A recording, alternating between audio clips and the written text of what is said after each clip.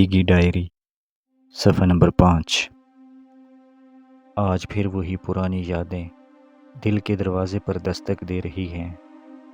کبھی کبھی سوچتا ہوں یہ دل کتنا ضدی ہے، جسے بھول جانا چاہیے اسی کو سب سے زیادہ یاد کرتا ہے۔ میں نے خود کو کئی بار سمجھایا کہ سب کچھ ختم ہو چکا ہے، وہ اب میری نہیں رہی۔ اب ہم دونوں ایک شہر میں رہ کر بھی ایک دوسرے سے انجان ہیں، لیکن پھر بھی جب ہوا کے جھونکے اس کی خوشبو لے کر آتے ہیں تو ضبط کے سارے بندھن ٹوٹ جاتے ہیں۔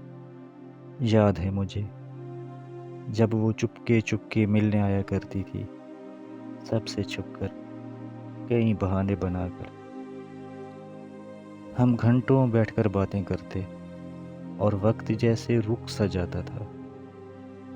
اس کی باتوں میں ایسا سکون ہوتا تھا کہ دنیا کی ساری الجھنیں جیسے مٹ جاتی تھیں۔ ایک دن تو ہم باغ میں بھی ملے تھے، بادل چھائے ہوئے تھے، ہوا چل رہی تھی اور وہ کہہ رہی تھی کاش یہ وقت یہیں رک جائے، اور میں نے کہا تھا رک جائے پر تو نہ جائے، اور وہ ہنسنے لگی تھی۔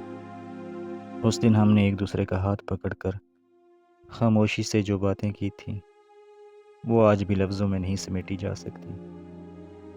ہم دن رات کال پر رہتے تھے، باتیں تو جیسے ختم ہی نہیں ہوتی تھیں۔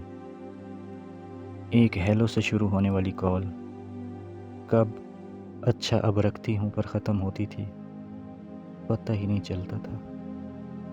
نیند آتی بھی تھی تو ایک دوسرے کی آواز سنتے سنتے۔ پھر وقت بدلا اور وہ لڑکی اب میرے آس پاس بھی نہیں۔